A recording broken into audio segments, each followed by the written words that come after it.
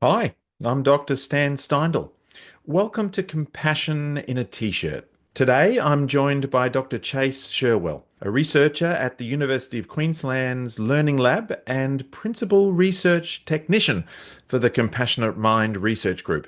Chase's work explores how compassion-based interventions can support mental health, and his latest study focuses on self-compassion in autistic adults. In this conversation, we dive into the challenges autistic individuals face with self-criticism and emotional regulation, and how compassion-focused therapy might help. We'll unpack fascinating findings from Chase's study, including how self-compassion influences the brain and body, and what this means for future interventions. It's an eye-opening conversation about compassion, neurodiversity, and mental well-being. And so I bring you Dr. Chase Sherwell.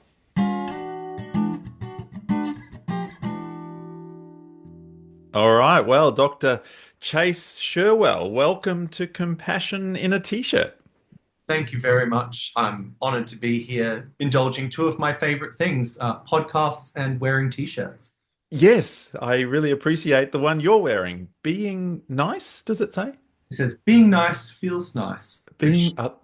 is a very simple but powerful message that, really underlies these these benefits that we see in compassion, especially in everyday life. Yeah, love it.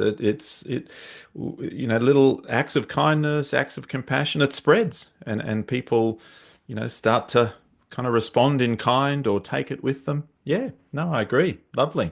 I'm wearing my shirt, which is, of course, very clever. It says Compassion 8, which Of is course. kind of A great pun.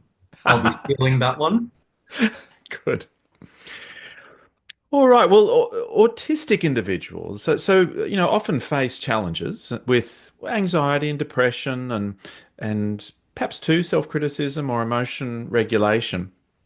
From what we know, how do they tend to experience and relate to, I guess, self-compassion? Yeah, well, most neurodivergent individuals are completely capable of cultivating and enacting self-compassion. There's no real barriers that neurodivergent individuals face that others who also experience things like high rates of anxiety and depression, which unfortunately are, quite prevalent in neurodivergent populations, but it's not no different from any other population that experiences these high levels of depression and anxiety. And touching on self-criticism, that is really the kind of main target here for self-compassion, especially with neurodivergent individuals who face a lot of stigma. So often, I believe a lot of the cause of these elevated levels of self-criticism in autistic individuals or even individuals ADHD is not due to their own perceived deficits that they've experienced. Like, of course, things like sensory issues can exacerbate anxiety or difficult emotions. But these are things that we have good strategies for dealing with. What is outside of the control of an individual with autism is how they are perceived and treated in society. And often that stigma becomes internalized from a very young age. It's clear that they might not be the same as their neurotypical peers, and that just becomes embedded, and it becomes very easy to blame oneself for perceived failures, disappointments, or deficits. So I think autistic adults, especially, just have this extensive background of feeling othered, and that leads to this improved, or not improved, elevated level of self criticism. And that's what we're really trying to achieve, is to counteract that by cultivating self-compassion.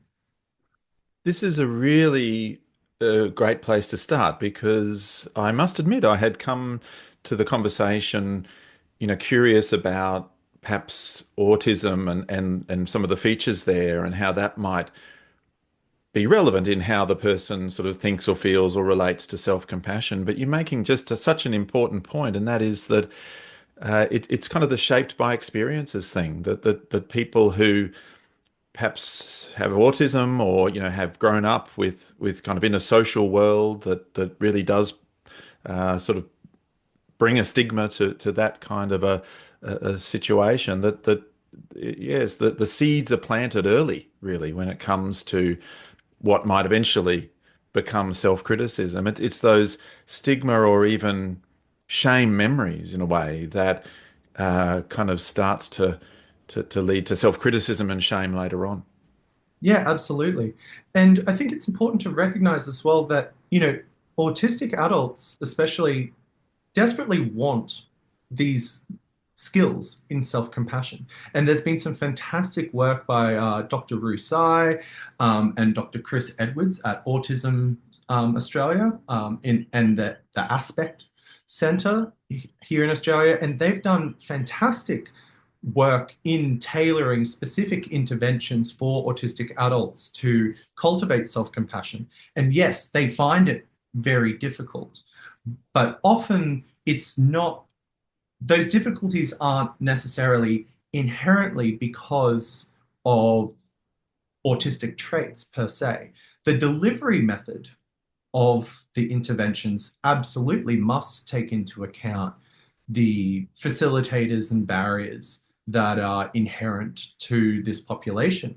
But the difficulty in cultivating the skill is the same difficulty that anybody would face if they have elevated levels of self-criticism.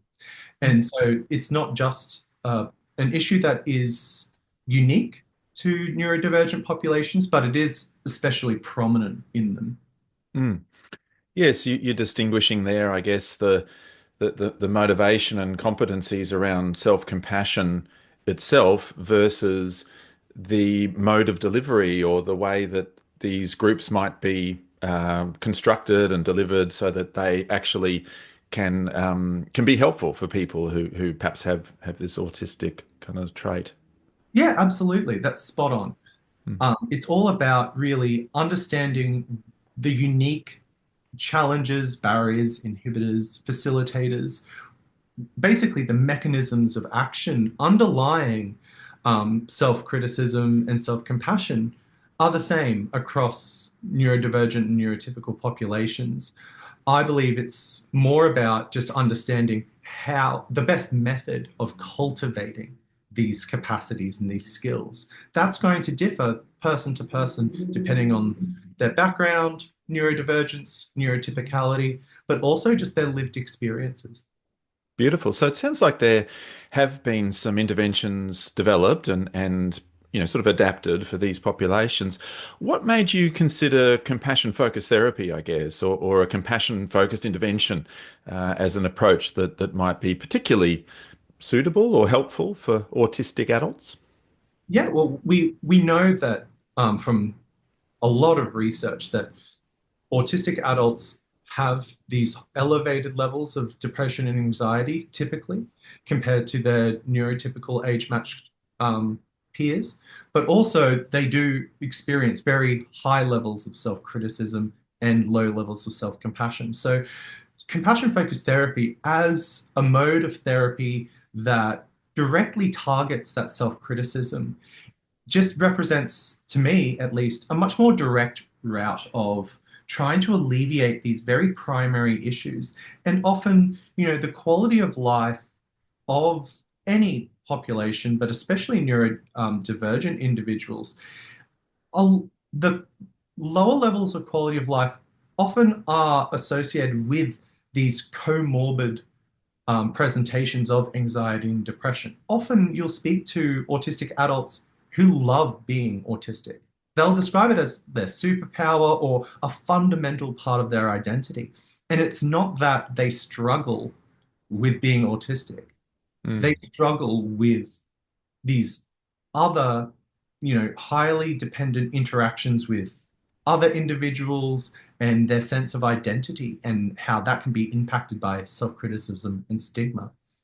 mm, With, with our approach, especially with trying to cultivate self-compassion, rather than taking an approach of looking at, a full kind of course or therapeutic treatment, we were really just interested in investigating whether or not brief self-guided exercises, which can be kind of quite divorced from a full, structured treatment, just a basic brief daily exercise can be of benefit. And that's important because it's not always about a treatment or deficit model.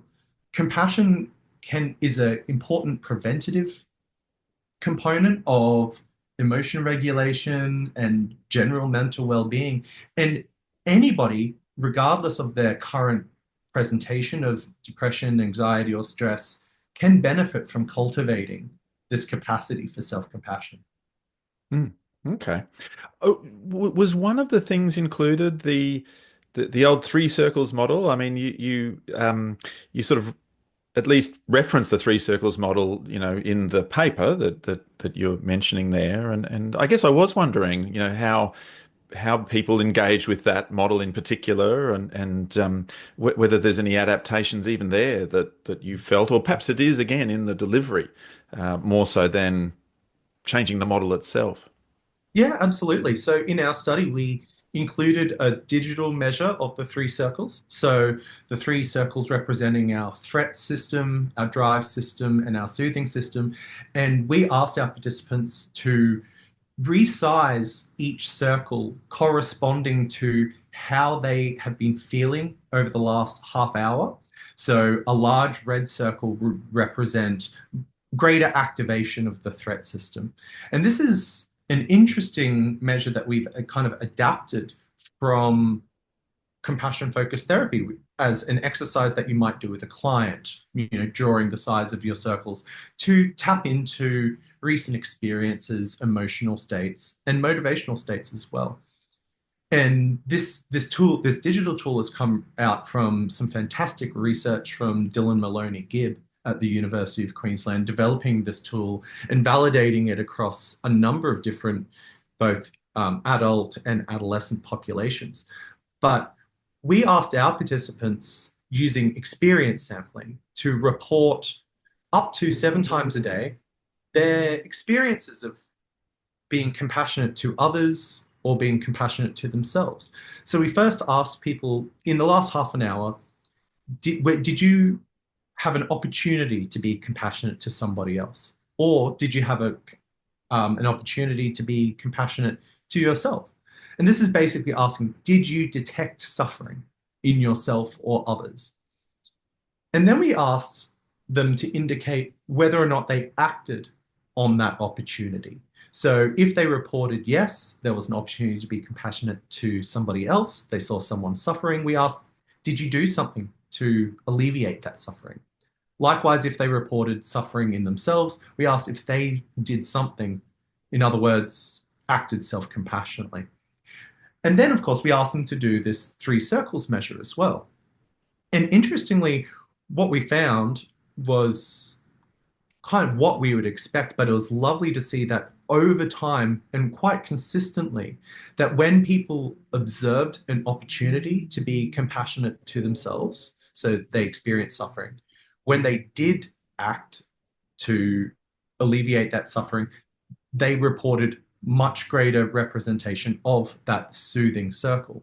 And we saw the opposite when people detected suffering in themselves but didn't act. They remained in that with a larger, almost more dominant threat system activation. And that was a rather consistent finding across individuals and over time, over their experiences, was that these three circles, this representation of our emotion systems, appears to be quite strongly related to our interpersonal and intrapersonal experiences around suffering and acting compassionately. Hmm. I mean, that experience sampling is just really fascinating. I mean, it's such a direct look at, well, it's the definition of compassion, isn't it? Yeah.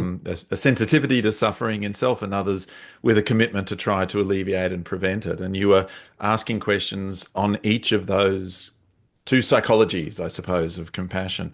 Did they notice an opportunity and did they take action? And if it was yes and yes, then it led to changes in the three circles, or people were it was represented in certain three circle kind of self-assessments. If they were yes and no, then the three circles were the opposite. And so it's just so fascinating to sort of, even with that very brief kind of check, that self-compassionate action, I guess in particular, was the bit that made the difference. Yeah, absolutely. And even if we look more broadly, even when there weren't opportunities for compassion, so when we're just looking over the entire week of this study, seven up to seven self-reports or experience sampled per day, we actually surprisingly found that the soothing circle on average was the most dominant circle in our participants. And this was quite surprising. This, of course, could be due to the time of day in which people are responding. In evenings, we're typically going to be in more of a soothing state. Perhaps in the middle of the day is when we activate our drive and our threat. But while the soothing system was the most dominant, it was also the most variable. So it wasn't that people seemed to be consistently experiencing, representation or activation of their soothing system. It actually differed the most, only second to the threat system. So what it appeared to be is over this, at least in this week, in our autistic adults that we were sampling, is that we saw the greatest variability between those soothing and threat systems, whereas their drive kind of activation was relatively stable. Hmm. Okay, so it's a sort of a curious pattern of results, isn't it? That the soothing system varied, as did the threat system, by the sounds of it. Drive system was a little bit more stable or consistent, and it kind of also mattered as to whether people noticed an opportunity to be compassionate towards themselves and took action. And then that influenced the pattern of the three circles as well. Yeah, exactly right. So it's our interpersonal interactions seem to have a great influence over, obviously, our affective states. But Mm. importantly, we also kind of looked at in a larger study using neurotypical samples, we actually looked at the effect of acting compassionately towards others. And depending on, well, if there was an opportunity, whether or not they acted to help others.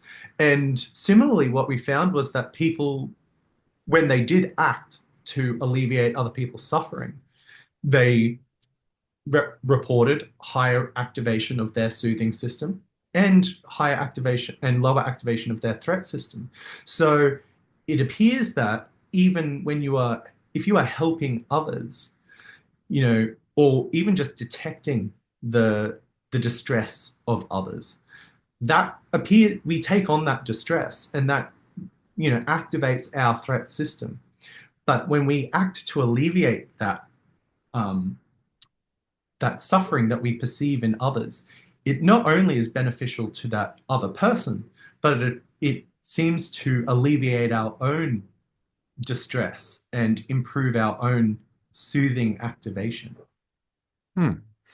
Yeah, so compassion on both of those flows can have that similar sort of result. And isn't it interesting that the sensitivity to suffering might actually be a bit threat system activating, and it's the compassionate action that might actually help to down-regulate a bit the threat, but also activate soothing, which is kind of, I think, what happens in fatigue or even burnout, isn't it? Is when we are sensitive to suffering and we're feeling it kind of thing and noticing it and so on, empathizing and sympathizing, but unable to take action that will alleviate it. And then over time, it just wears us down. Absolutely. So this whole idea of compassion fatigue is a really big topic, and especially in caring professions like healthcare, education, where we are seeing massive attrition rates, especially of young professionals who are first entering the field due to psychosocial factors like and stress and burnout. And I think, compassion fatigue can be a bit of a misleading term because it almost implies that being compassionate in itself is a limited resource that can run out or be fatigued. But what we more commonly find in the research is that it's when people want to be compassionate, when they are detecting the suffering of others and are motivated to act on it, but there are external factors, systemic barriers, for example, that inhibit or make compassionate action ineffective. That's when people start experiencing stress and burnout because they're not getting that alleviation of the personal distress that they're taking on by sympathizing with the distress of others. And Mm, so rather than, you know, down regulating our experienced threat when we see someone else suffering by alleviating their suffering and thereby activating our own kind of soothing system, we get stuck in these kind of threat and drive loops where, rather where our compassionate action is not being effective to alleviate that suffering. So we become motivated to work harder, to try and find a solution. But those drive threat loops are incredibly exhausting. They mm, they do tap into a limited resource, which is our sympathetic arousal, our the free mm. energy in our body. And if we get stuck in those loops, that's when we experience, this kind of prolonged stress that leads to burnout and eventually what we describe as compassion fatigue. Mm. Yeah, great. I mean, zooming back into the autistic adults, I often find that, it is the how that is really tricky. And did you explore any qualitative data in terms of what people actually did do when they tried or attempted self-compassionate action? I mean, or alternatively, had you given them some tips about what one could do in those moments? What was the actual actions there that people might have taken?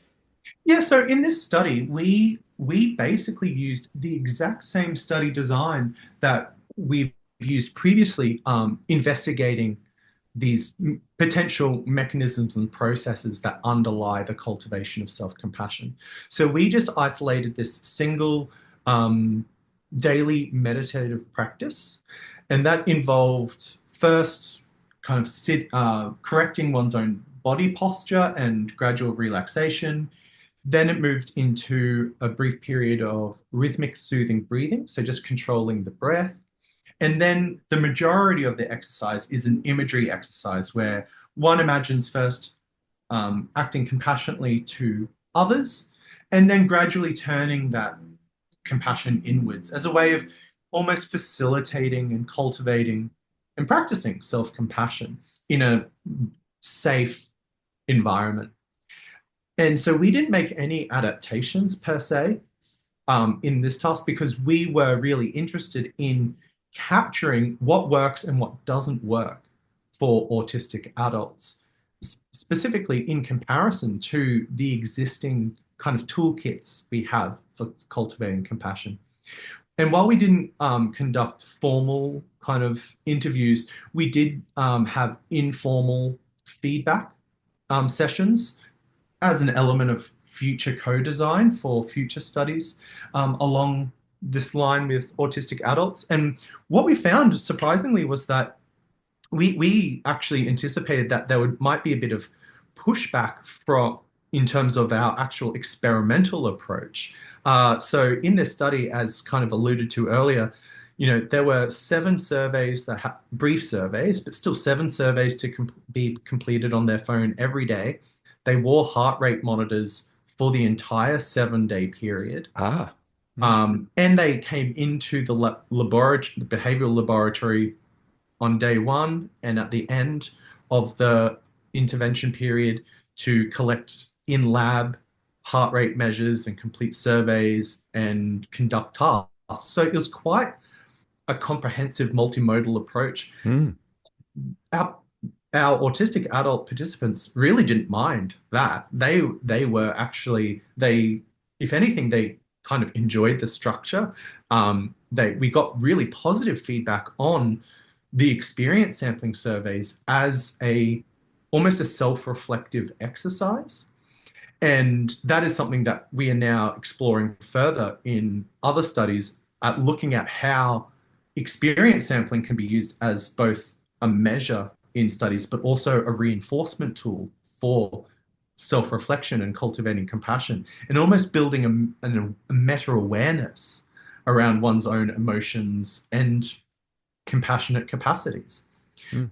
But with that aside, our autistic adults were a bit split on the accessibility of the exact meditation practice. And what that really uncovered or really reinforced for us, because we know of this already from work I already mentioned from Dr. Rusai and Dr. Chris Edwards at Autism Australia, is that you need variety for neurodivergent adults in terms of there are going to be particular barriers that are unique to different individuals. And this often comes down to sensory issues. Sitting still for 10 minutes might not be an issue for some autistic adults, but for others, that's an incredibly uncomfortable task to put them through. And so, what we've been working on is devising almost like a toolkit, a diversified toolkit of different exercises that maintain the core mechanisms of action, that cultivating self-compassion, but changing the delivery. So it rather than, sitting comfortably with your eyes closed, it could be that you do this on a walk or building in specific instructions that say, get comfortable wherever you are comfortable. Do any actions that you need to make you feel calm. And otherwise, using different modalities as well. We did also hear feedback and lovely, honest feedback. Things like, hated the voice of the recording artist. Right. So apologies to Dr. James Kirby, who recorded all of those, but your voice is not universally enjoyed. There were also just even issues with the sound that they didn't, they had issues with the sound quality. There's all these different considerations around modality as well. So for some individuals, kind of a written task or a reading task or an unguided contemplative task that has clear instructions and scaffolding might be more appropriate than this one size fits all guided contemplation practice.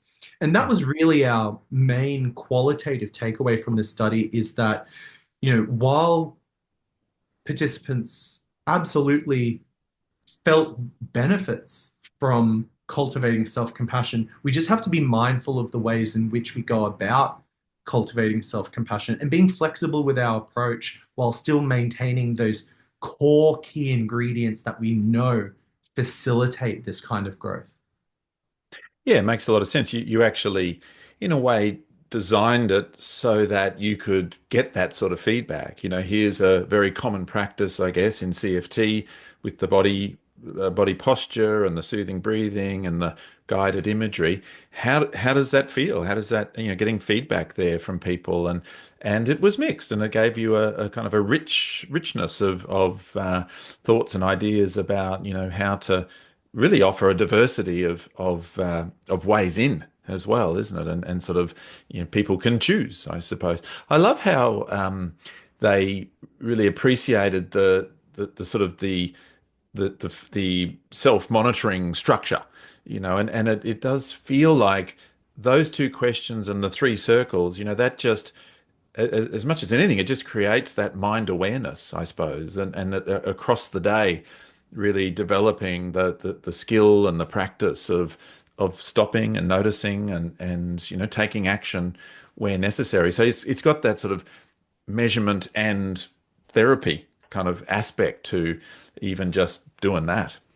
Absolutely. And I mean, one of the main motivations behind the creation of this heuristic visual tool that is the three circles measure, or the three circles digital app, I should say, is that it doesn't rely on a tremendous amount of emotional vocabulary or even tremendous amounts of insight into your own emotional states to be able to report and respond on this scale. So, especially in groups where you might be dealing with alexithymia or, there's a very limited level of insight into your own states. And you'll experience this if you ask any teenager how they're doing.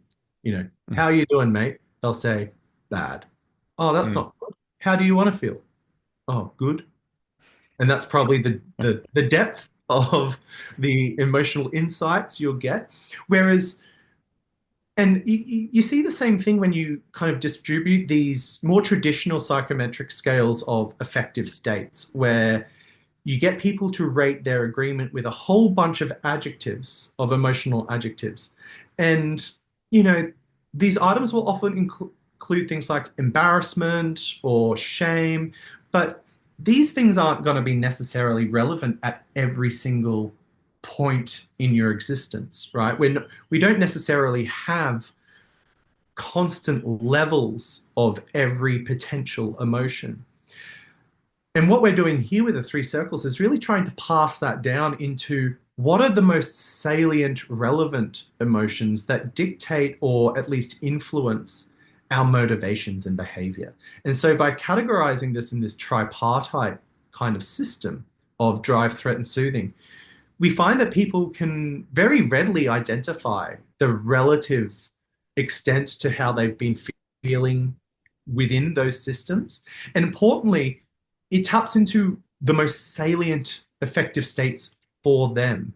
And it's our sense that that's going to be, the most important information that you can have when you are trying to understand, say, patterns over time of emotional states. And that's really what we're looking at currently, is trying to almost see whether or not completing these three circle measures over time actually improves emotional awareness, potentially impacting emotion regulation, because as I'm sure seems quite obvious, awareness is the first step to self-regulation.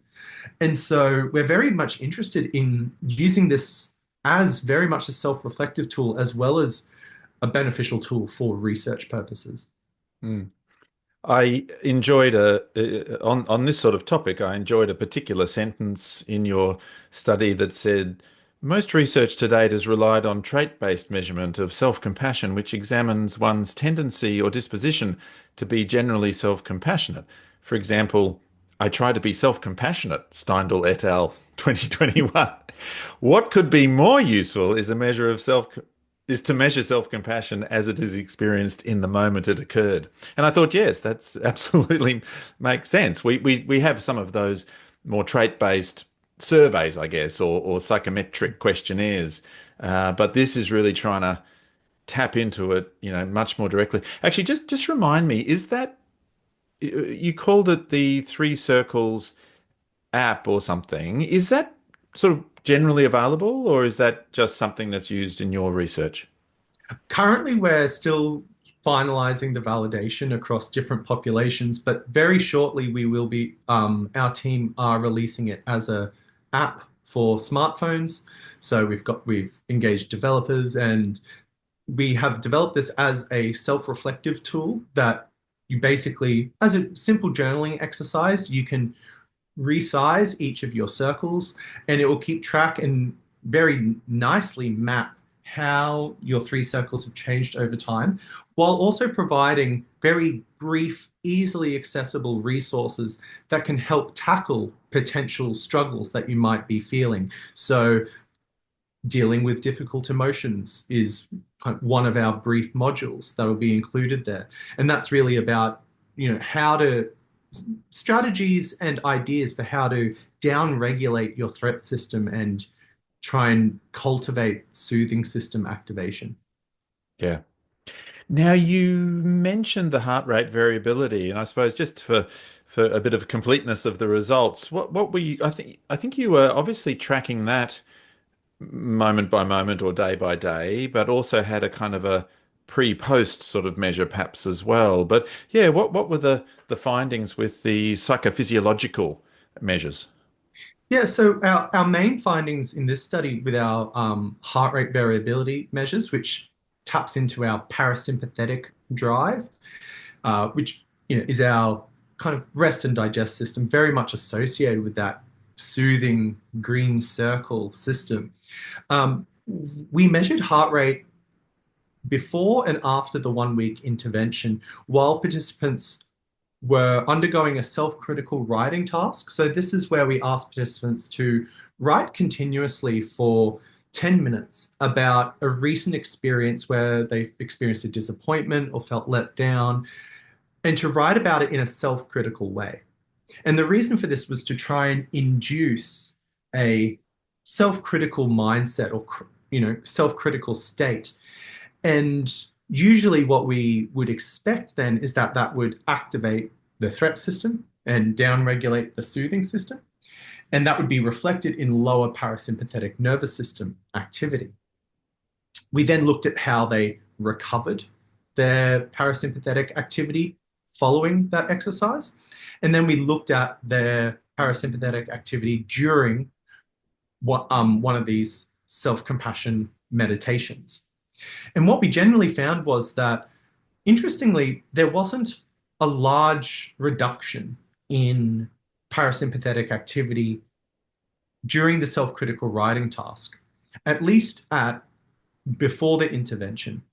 Following the intervention, we did see that there was some decrease in response to the self-critical writing task. And this is actually something that is a common finding in similar kinds of tasks when we look at self-compassion exercises. And it seems counterintuitive that when we're put into a context that is meant to potentially be threatening, that after we've trained in self-compassion, that we actually seem to activate the threat system more.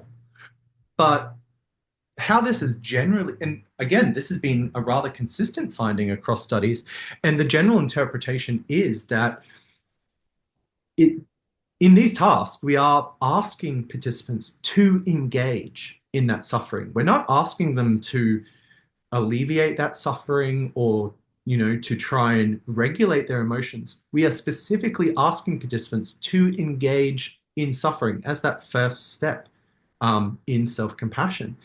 And so these decreases in parasympathetic activity are likely to reflect a greater engagement and lesser avoidance with one's own suffering. And of course, what we see post training as well is that we see increases in the amount that the parasympathetic activity recovers after that task. So once we tell people to stop being self critical, after they've done this 1 week of training, we see increases in their ability to recover their parasympathetic activity. And then when they go on to actually engage in the meditation, across the board, we see these increases in parasympathetic activity, which was really important for us to be able to find, primarily because if we were seeing the opposite, if we were seeing large decreases in parasympathetic activity, that would be indicative that this type of approach, this contemplative exercise, is absolutely not appropriate or would be represent something quite distressing for our autistic adult sample. But that was not the case. Hmm. Okay, so yes, it's sort of it's so interesting, isn't it? You have to kind of do the slight mental gymnastics there to kind of think these findings through. But it does make sense that if you're sort of asking people to actively engage with the self-critical exercise, then they're approaching suffering. And so you kind of sort of anticipating that there will be some either threat system activation or sort of a decrease in parasympathetic.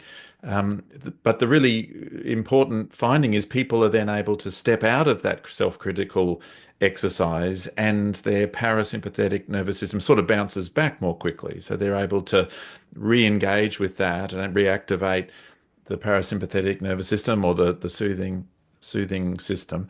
And then yes, also once they have done a self-compassion practice, that improves further. So I guess the heart rate variability goes up further. Parasympathetic seems to be activated, and that's actually a very important finding because it's possible that certain practices for certain individuals might actually be distressing, but that suggests no, that actually those exercises did lead to more soothing in a sense rather than the opposite.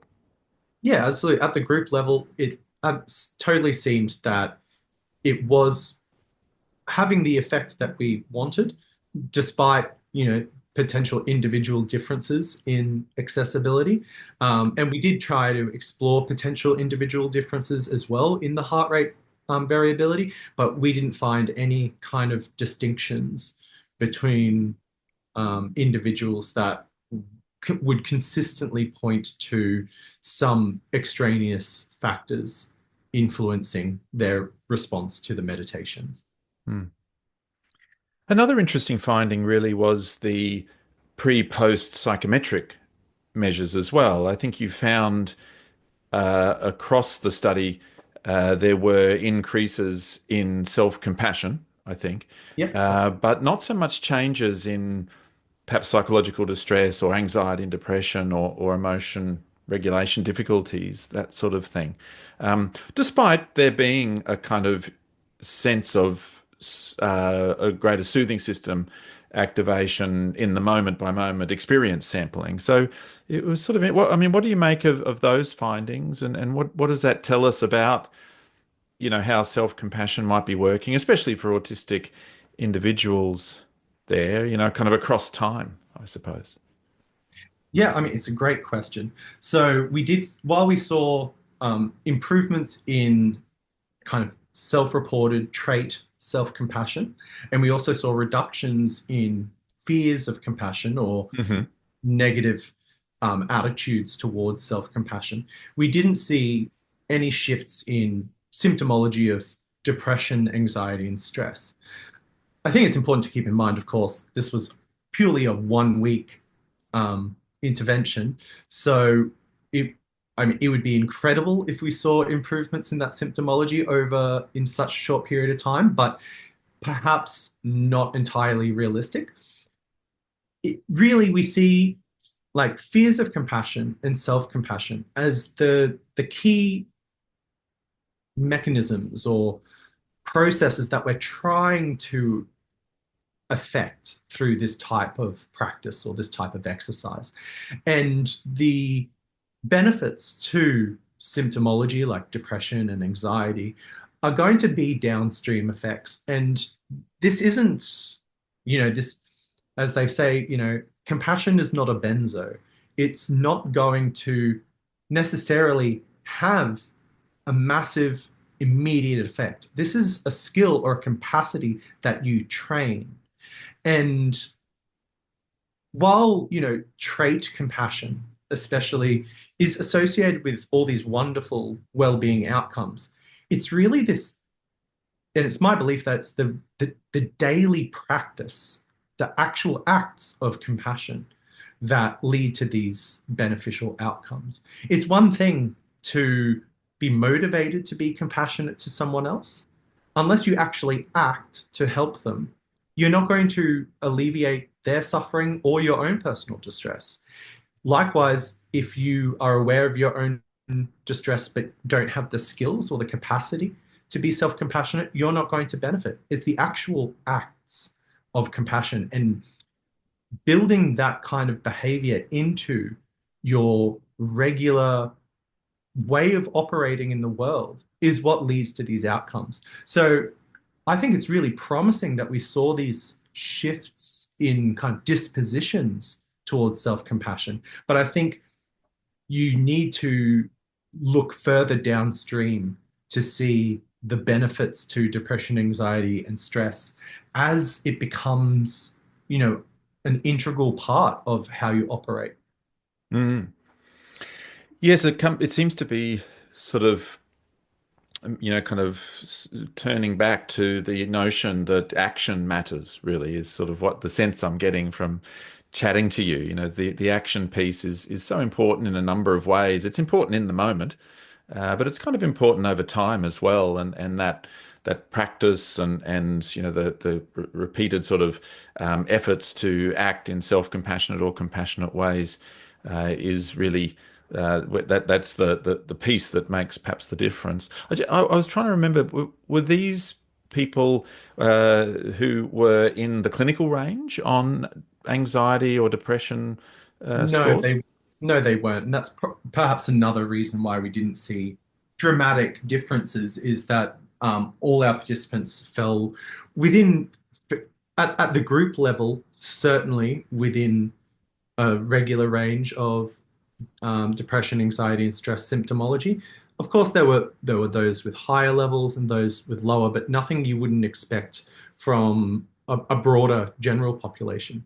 Mm, So we didn't specifically target those presenting with mm, clinical mood issues.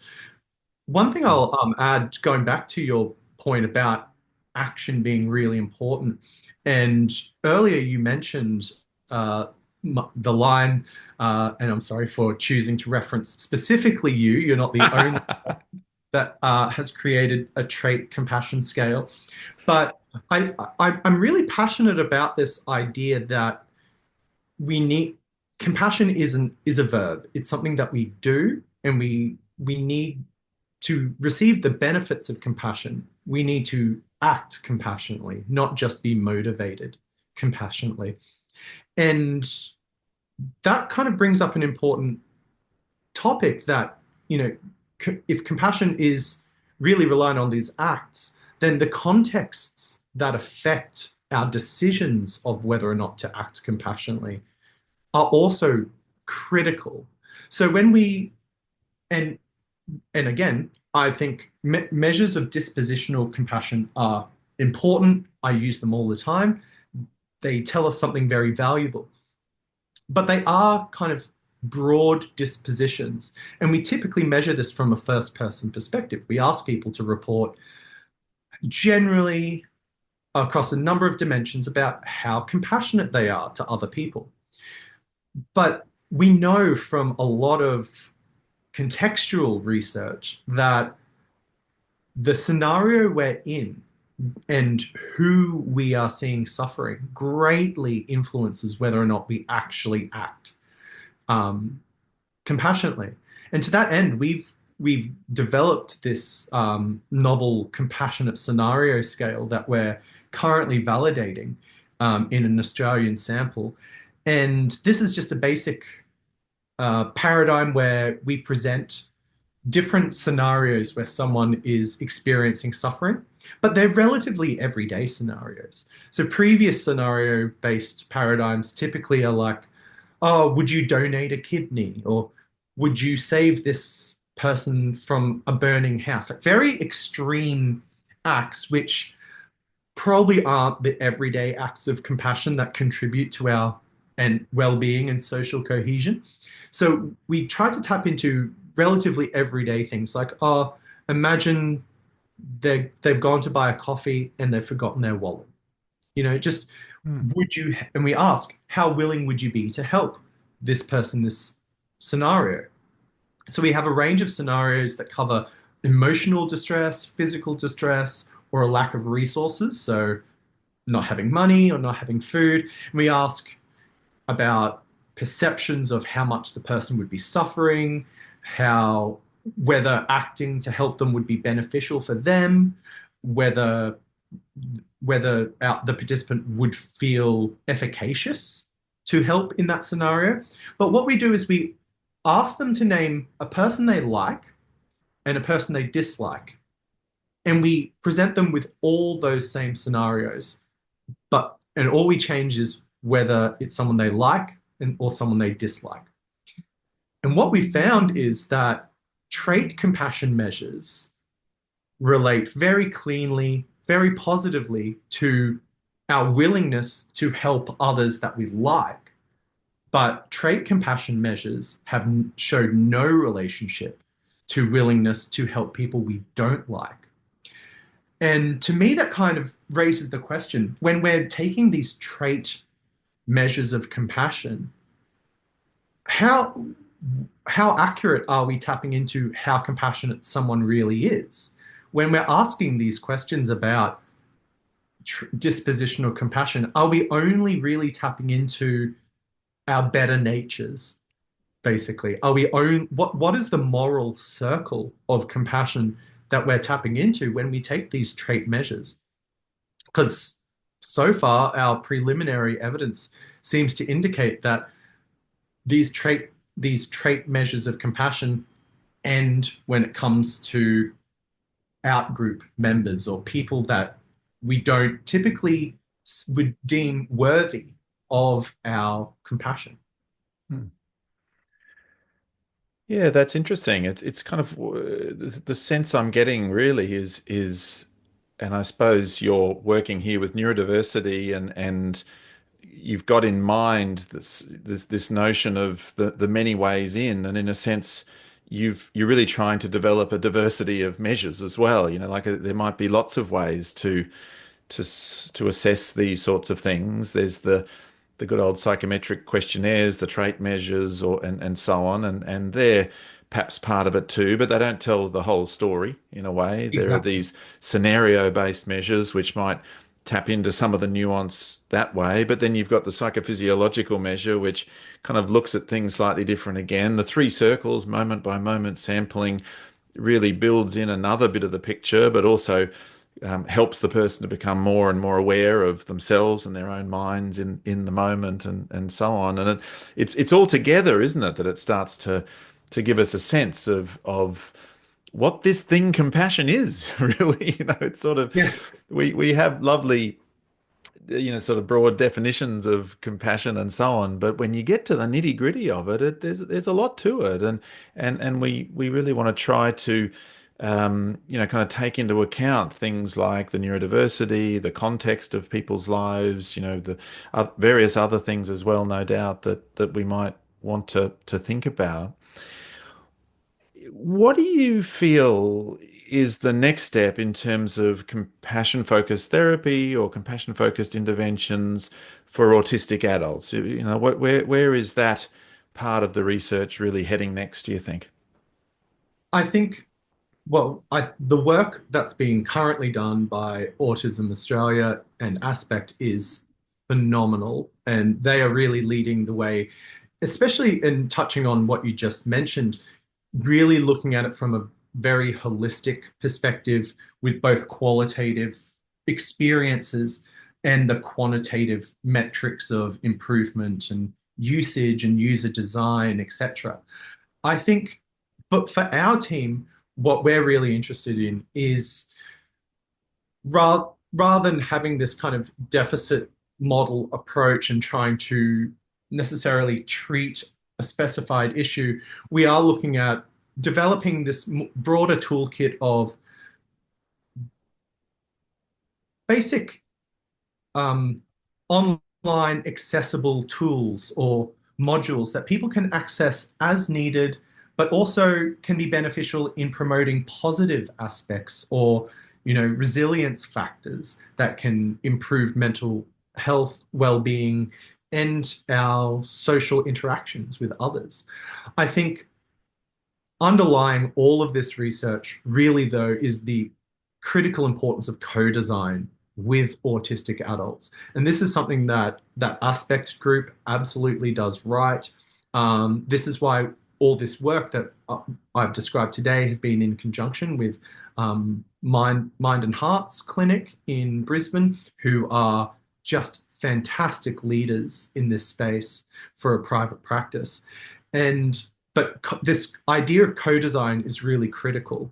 While we didn't incorporate it at this stage of our research, that's very much the next stage in advancing this, is elevating the voices of the intended users and clients of these kind of programs, exercises, and interventions. Elevating those voices, listening to what works and what doesn't, is really critical. You never want to engage with any sector of the population by telling them what their problem is. You want to go in going, tell me what you struggle with. I want to help you. I want to understand what's going on. Mm. And I think that's really where we're going in the next stage.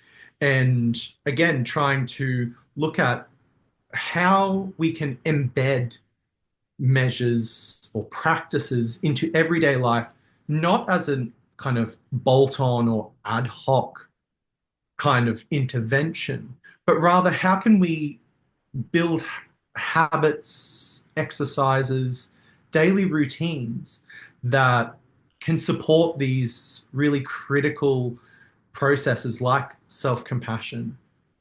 Mm. Yeah, sort of co-design, accessibility, and sort of day-to-day implementation. That perhaps those are three of the themes there that you're sort of moving towards in some of your research. Yeah, totally. Yeah. And I mean, autistic adults are so fantastic to work with.